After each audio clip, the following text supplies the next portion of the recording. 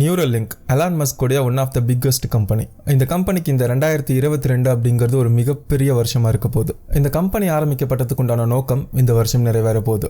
மனிதர்களுடைய மூளையில ஒரு சிப்பை பொருத்தி மனிதனுடைய மூளையையும் கம்ப்யூட்டரையும் ஒன்னா இணைக்கிறதுக்கு உண்டான ப்ராடக்ட் தான் நியூரலிங்க் பண்ணிக்கிட்டு இருக்காங்க. மனிதனுடைய மூளை அப்படிங்கிறது அவ்வளோ ஈஸியான விஷயம் கிடையாது. அதை முழுசா நம்ம இன்னும் வெறும் 10% கூட புரிஞ்சிக்கல அப்படிங்கிறது தான் உண்மை. அப்படி இன்ஸ்டால் பண்ணும்போது இதுல என்னென்ன ஆபத்துகள் இருக்கு, ஒருவேளை சக்சஸ்ஃபுல்லா இன்ஸ்டால் பண்ணிட்டாங்க அப்படின்னா அதனால என்னென்ன மாதிரியான பெனிஃபிட்ஸ் கிடைக்க போகுது, 2050 இந்த உலகம் எப்படி மாற்றம் அடைய போகுது, மனித இனத்தோட இந்த அசுர வளர்ச்சி, இந்த வளர்ச்சியில் நியூரலிங்க் உடைய பங்கு எந்த மாதிரி இருக்க போகுது, முதல்ல யாருக்கு இந்த சிப் இன்ஸ்டால் பண்ண போறாங்க, இதற்குண்டான அப்ரூவல்ஸ் அவங்க வாங்கிட்டாங்களா, இந்த கேள்விக்குண்டான எல்லா பதிலையும் இந்த வீடியோவில் நம்ம பார்க்க போறோம்.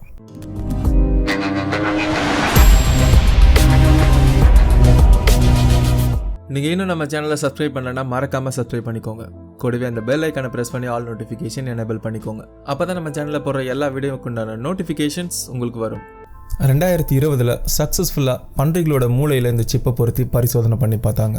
2021 குரங்குகளோட மூளையில் இந்த சிப்பை இம்ப்ளான்ட் பண்ணி அதை பரிசோதனை பண்ணி பார்த்தாங்க. அதில் இவங்களுக்கு சூப்பரான ரிசல்ட் கிடைச்சிது. இந்த சிப் பொருத்தப்பட்ட குரங்கால இந்த கம்ப்யூட்டர் ஸ்க்ரீனில் பார்க்குற இந்த கேமை சூப்பராக விளையாட முடிஞ்சுது. இதனுடைய கைகளால் இல்லை, இதனுடைய மூளையால். இந்த குரங்கு அதனுடைய மைண்டால இந்த கம்ப்யூட்டரை கண்ட்ரோல் பண்ணி இந்த கேமை விளையாடிக்கிட்டு இருக்கு.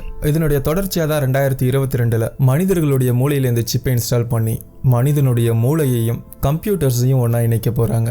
இந்த இணைப்பு அப்படிங்கிறது மனிதகுல வரலாற்றிலே ரொம்பவே முக்கியமான ஒரு நிகழ்வு. இந்த இணைப்பு சாத்தியமாயிடுச்சு அப்படின்னா வருங்காலத்துல இதனால நம்மளுடைய ஹார்ட்டை டைரக்டா கண்ட்ரோல் பண்ண முடியும். நம்மளுடைய உடல்ல இருக்கிற எல்லா உறுப்புகளையும் இதனால கண்ட்ரோல் பண்ணக்கூடிய அளவுக்கு இதோடைய வளர்ச்சி இருக்கும் அப்படிங்கிறதுல சந்தேகமே இல்லை. அப்ப நம்மளால நம்ம பிரெயின்ல இருக்கிற இந்த சிப்பால கண்ட்ரோல் பண்ணக்கூடிய அந்த ஹார்ட்டையும் அந்த லங்ஸையும் நம்ம உடல் உறுப்புகளை டைரக்டா உருவாக்கி நம்ம பழைய உறுப்புக்கு பதிலாக ஈஸியாக ரீப்ளேஸ் பண்ணிக்க முடியும். இப்படி இந்த உறுப்புகளை நம்ம உருவாக்கும் போது அதற்கு அதிகப்படியான சில ஃபீச்சர்ஸையும் நம்மளால அது கூட சேர்த்து கொடுக்க முடியும். ஒரு ரியல் அயன்மேனை நம்மளால உருவாக்க முடியும். இந்த சிப் பொருத்தப்பட்ட உங்க மூளையால கம்ப்யூட்டர்ஸ்க்கு இணையான வேகத்தில் கணக்குகளை போட முடியலாம். இந்த பிரைன் கம்ப்யூட்டர் இன்டர்ஃபேஸிங் அப்படிங்கிற ஒரு இண்டஸ்ட்ரியால, இந்த டெக்னாலஜியால இது எல்லாமே சாத்தியம் அப்படிங்கிறதுல நமக்கு டவுட்டே இல்லை.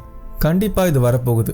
பட் எப்போ வரப்போகுது, எப்போ இது இந்த அளவுக்கு சாத்தியப்பட போகுது அப்படிங்கிறது தான் முக்கியமான கேள்வி. அதற்குண்டான தூரம் அப்படிங்கிறது ரொம்பவே பக்கத்தில் தான் இருக்குது. ஓகே, 2022 நியூரலிங்க்ஸோட பிளான்ஸ் என்ன அப்படிங்கிறத இப்போ நம்ம பார்க்கலாம். இந்த நியூரலிங்க் சிப்பை அவங்க மனிதர்கள் மேலே பரிசோதனை பண்ணணும் அப்படின்னா ஃபர்ஸ்ட் அவங்க FDA கிட்ட அப்ரூவல் வாங்கணும்.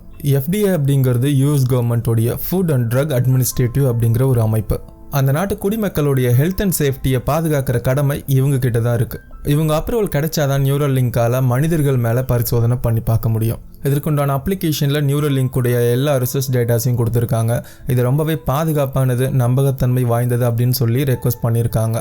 ஸோ 90 டேஸ்ல இந்த அப்ரூவல் கிடைச்சிடும். ஸோ இந்த அப்ரூவல்ஸ் கிடைச்சதுக்கு அப்புறம் டைரக்டா அவங்க ஹியூமன் மேல இந்த பரிசோதனையை பண்ணி பார்க்கலாம். ஓகே, இது எப்படி அவங்க இம்ப்ளான்ட் பண்ண போகிறாங்க அப்படிங்கிறத நம்ம பார்க்கலாம். இந்த சிப் அப்படிங்கிறது நம்ம காயின் சைஸ் தான் இருக்கும். இதில் இருக்கிற இந்த ஒயர்ஸை நம்ம மூளையில் இருக்கிற நியூரான்ஸோட அவங்க ஒரு சர்ஜரி மூலயமா கனெக்ட் பண்ணுவாங்க. அப்படி கனெக்ட் பண்ணதுக்கு அப்புறம் இந்த சிப்பை நம்ம வயர்லெஸ்ஸாக நம்ம கம்ப்யூட்டர்ஸோட கனெக்ட் பண்ணிக்க முடியும். பட் நம்ம இந்த மாதிரி பேசுகிற அளவுக்கு அது அவ்வளோ ஈஸியான விஷயம் கிடையாது. இதில் ரிஸ்க் அப்படிங்கிறது ரொம்பவே நிறையா இருக்குது. இந்த நியூரல் சர்ஜரியில் ஒரு சின்ன தப்பு நடந்தாலும் அதனுடைய விளைவுகள் அப்படிங்கிறது ரொம்பவே ஆபத்தானதாக இருக்கும். இந்த சர்ஜரியில் ஒரு சின்ன இன்ஃபெக்ஷன் ஏற்பட்டாலோ இல்லை ஒரு சின்ன ரத்த கசிவு ஏற்பட்டாலோ அது அந்த பர்சனோட உயிருக்கே ஆபத்தாக போய் முடியலாம். பட் நியூரலிங்க் இந்த ரிஸ்க்கை கம்மி பண்ணுறதுக்காக இந்த இம்ப்ளான்ட் சர்ஜரிக்காக ஸ்பெஷலாக ஒரு ரோபோட்டையே வடிவமைச்சிருக்காங்க. இந்த ரோபோட்ஸ் மூலிமா இவ்வளோ பெரிய காம்ப்ளிகேட்டட் சர்ஜரியை சிம்பிளாக வெறும் ஜென்ரல் அனஸ்தீசியா மட்டுமே கொடுத்து வெறும் 8 சென்டிமீட்டர் அளவுக்கு மட்டும் ஸ்கல்லை ஓப்பன் பண்ணிவிட்டு இந்த சிப்பை இந்த ரோபோட்டால் இன்ஸ்டால் பண்ணிட முடியும். இந்த சர்ஜரிக்கு இந்த ரோபோட் எடுத்துக்கக்கூடிய டைம் அப்படிங்கிறது அங்கே ரொம்பவே சிக்னிஃபிகண்ட்டான ஒரு விஷயம். அதாவது வெறும் 1/2 மணி நேரத்துக்குள்ளாரே இந்த ரோபோட்டால் இந்த சர்ஜரியை கம்ப்ளீட் பண்ணிட முடியும் அப்படின்னு சொல்லியிருக்காங்க. அது மட்டும் இல்லாமல் அகைன் இதே மாதிரி ஒரு 30 மினிட்ஸ் சர்ஜரியிலே அந்த சிப்பை ஈஸியாக எந்த ஒரு ரிஸ்க்கும் இல்லாமல் ரிமூவ் பண்ணிடவும் முடியும் அப்படின்னு சொல்லியிருக்காங்க. நம்ம கடைக்கு போய் ஒரு டேட்டோ போட்டுட்டு வர மாதிரி நம்ம போய் ஒரு பிரெயின் சர்ஜரியை பண்ணி இந்த நியூரலிங்க் சிப்பை நம்மளுடைய மூளையில் பொறுத்துக்கிட்டு வந்துடலாம் அப்படிங்கிற ஒரு கான்செப்டில் தான் இதை டிசைன் பண்ணியிருக்காங்க இந்த ரோபோட்டை. ஓகே, முதல்ல இந்த சிப் எப்படி வேலை செய்ய போகுது, இது எப்படி இம்ப்ளான்ட் பண்ண போகிறாங்க அப்படிங்கிறத பார்க்கலாம். அதுக்கு முன்னாடி நம்ம ரொம்பவே முக்கியமாக தெரிஞ்சிக்கக்கூடிய விஷயம் என்ன அப்படின்னா, இந்த டெக்னாலஜி அப்படிங்கிறது ரொம்பவே புதுசெல்லாம் கிடையாது. பல வருஷமாக நம்ம மூளையோட கம்ப்யூட்டர்ஸை கனெக்ட் பண்ணுறதுக்கு உண்டான முயற்சியில் நம்ம ஈடுபட்டுக்கிட்டு தான் இருக்கோம். பட் நியூரலிங்க் எந்த விதத்தில் டிஃப்ரெண்ட்டாக செயல்படுது அப்படின்னா, இது வரைக்கும் ட்ரை பண்ணது எல்லாமே நம்ம வயஸ் மூலியமாக தான் கம்ப்யூட்டர்ஸோட நம்ம மூளையை கனெக்ட் பண்ணி முயற்சி பண்ணி டெஸ்ட் பண்ணியிருக்கோம். விச் மீன்ஸ் ஒரு லெபார்டரி செட்டப்பில் தான் நம்ம இதை பயன்படுத்த முடியும். பட் நியூரலிங்க் அப்படிங்கிறது ஒரு வயர்லெஸ் டெக்னாலஜி. ஸோ இந்த சிப்பை நீங்கள் பொறுத்துக்கிட்டீங்க, நீங்கள் நார்மலாக பண்ணுற எல்லா வேலையுமே உங்களால் பண்ண முடியும் எல்லா இடத்துலையுமே. அது மட்டும் இல்லாமல் இதுக்கு முன்னாடி நம்ம பண்ணதை ட்ரை பண்ணியிருக்கிறது எல்லாமே வெறும் அதிகபட்சமாக 300 நியூரான்ஸ் வரைக்கும் தான் நம்ம கம்ப்யூட்டர்ஸோட கனெக்ட் பண்ணியிருக்கோம். பட் நியூரலிங்கோடைய இந்த சிப்பால் 1024 நியூரான்ஸோட கனெக்ட் பண்ண போகிறோம் இந்த கம்ப்யூட்டர்ஸை. அது மட்டும் இல்லாமல் இதுக்கு முன்னாடி நம்ம இந்த பிரைன் சிமுலேஷனில் நியூரான்ஸோட கம்ப்யூட்டர்ஸை கனெக்ட் பண்ணுறதுக்கு யூஸ் பண்ண வயர்ஸ் இருக்கு இல்லையா, அந்த வயர்ஸை விட இந்த நியூரலிங்கில் யூஸ் பண்ணுற வயர்ஸ் அப்படிங்கிறது 800 மடங்கு சின்னதாக இருக்கும். ஸோ அதனால் பிரெயினில் இருக்கிற இந்த பிளட் வெசல்ஸ் எல்லாம் டேமேஜ் பண்ணிடாமல் இந்த சின்ன சைஸ் இருக்கிற இந்த எலக்ட்ரோட்ஸால் ஈஸியாக பிரெயினோட நியூரான்ஸோட கனெக்ட் பண்ணிட முடியும். நம்மளுடைய மூளையில் கிட்டத்தட்ட 86 பில்லியன் நியூரான்ஸ் இருக்குது. இந்த நியூரான்ஸ் எல்லாமே ஒரு மெகா நெட்வொர்க்காக ஒன்றுக்கு ஒன்று கனெக்ட் ஆகிருக்கும். இதுக்கு நடுவில் நடக்கிற கம்யூனிகேஷன்ஸ் எல்லாமே எலக்ட்ரிக்கல் சிக்னல் மூலயமா தான் நடக்குது. இந்த நியூரானில் இருக்கிற இந்த பகுதியை தான் டென்ட்ரைட்னு சொல்லுவோம். இதுதான் சிக்னல் ரிசீவர்ஸ். இன்னொரு நியூரான் கொடுக்குற சிக்னலை இந்த பகுதி தான் ரிசீவ் பண்ணுது. அடுத்ததான் இந்த சோமா அப்படிங்கிற பகுதி தான் இந்த சிக்னல்ஸை ப்ராசஸ் பண்ணுது. ஆக்சான் அப்படிங்கிற இந்த பகுதி தான் அவுட்புட் நோடாக இருக்க நியூரான்ஸ்க்கு. இந்த பகுதி மூலயமா தான் இது இன்னொரு நியூரானுக்கு இதனுடைய சிக்னலை டிரான்ஸ்மிட் பண்ணுது. இந்த சிக்னல் கொடுக்குற இந்த ஆக்சானுக்கும் சிக்னலை ரிசீவ் பண்ணுற இந்த டென்ட்ராய்ட்ஸ் இந்த பகுதிக்கும் நடுவில் இருக்கிற விஷயத்தை தான் நம்ம சினாப்ஸ் அப்படின்னு சொல்லுவோம். அதாவது ஒரு நியூரானுக்கும் இன்னொரு நியூரானுக்கும் நடுவில் நடக்கிற கம்யூனிகேஷன் தான் இந்த சினாப்ஸ். இந்த நியூரல் லிங்கோடைய வயர்ஸ் இருக்கு இல்லையா, அதாவது இந்த எலக்ட்ரோட் இருக்கு இல்லையா, இதை இந்த சினாப்ஸ்க்கு பக்கத்தில் நம்ம லொக்கேட் பண்ணி வைக்கும் போது ஒரு நியூரானுக்கும் இன்னொரு நியூரானுக்கும் நடுவில் நடக்கிற எலக்ட்ரிக்கல் சிக்னலில் எந்த அளவுக்கு எலக்ட்ரிசிட்டி போகுது அப்படிங்கிறத நம்மளால் மெஷர் பண்ண முடியும், மானிட்டரும் பண்ண முடியும். அதாவது கிட்டத்தட்ட ஒரு பேட்டரியில் எவ்வளோ வோல்டேஜ் இருக்குது, எவ்வளோ கரண்ட் இருக்குன்னு நம்ம மெஷர் பண்ணுறோம் இல்லையா, சேம் கான்செப்ட் தான். அதை நம்ம ஃப்ரீக்வெண்ட்டாக மெஷர் பண்ணி அது எந்த மாதிரியான விஷயத்துக்கு எந்த மாதிரியான எலக்ட்ரிசிட்டியை ப்ரொடியூஸ் பண்ணுது அப்படிங்கிறத மானிட்டர் பண்ணுவோம். நம்ம பார்த்தோம்ல அந்த குரங்கு அந்த கேம் விளையாடிக்கிட்டு இருந்தது இல்லையா, சைடில் இருக்கிற இந்த பார் மேலே போகணும் அப்படின்னு சொல்லி அந்த குரங்கு மனசில் நினைக்கும் போது அங்கே இருக்கிற நியூரான் ஒரு எலக்ட்ரிசிட்டியை ப்ரொடியூஸ் பண்ணுது. அந்த எலக்ட்ரிசிட்டியை ப்ராப்பராக இந்த சிப் மெஷர் பண்ணி நம்ம கம்ப்யூட்டருக்கு இன்புட்டாக கொடுக்குறோம். ஸோ அதனால் அந்த குரங்கு மனசில் நினைக்கும் போதே அந்த பார் அப்படிங்கிறது கம்ப்யூட்டரில் மூவ் ஆகுது. ஸோ இந்த கான்செப்டில் தான் இந்த நியூரலிங்க் அப்படிங்கிற டீப் பிரெயின் சிமுலேஷன் அப்படிங்கிற ஒரு டெக்னாலஜி ஒர்க் ஆகுது.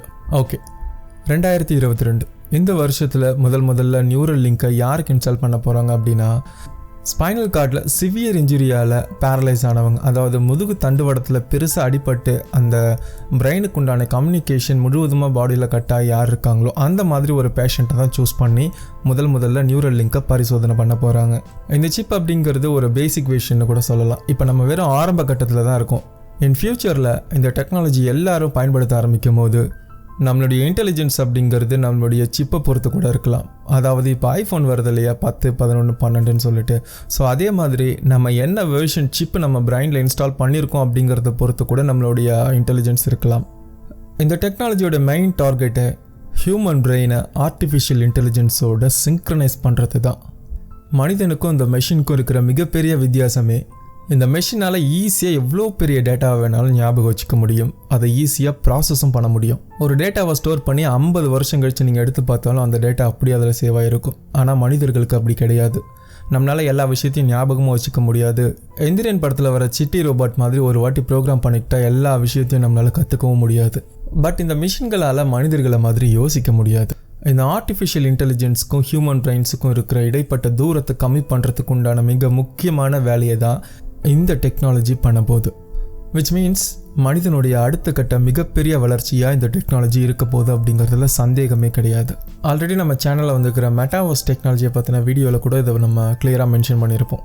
ஃப்யூச்சர் ஹியூமன் எவல்யூஷன் எப்படி இருக்க போகுது அப்படிங்கிறத பற்றி. அந்த ஃப்யூச்சர் எவல்யூஷனில் இந்த டெக்னாலஜியோட பங்கு அப்படிங்கிறது ரொம்பவே முக்கியமானது. இந்த மாதிரி டெக்னாலஜிஸ் எல்லாம் இந்த மனித குலத்துக்கு ஆக்கப்பூர்வமாக இருக்கும் அப்படின்னு நினச்சிட்டு பண்ணிக்கிட்டு இருக்கோம்.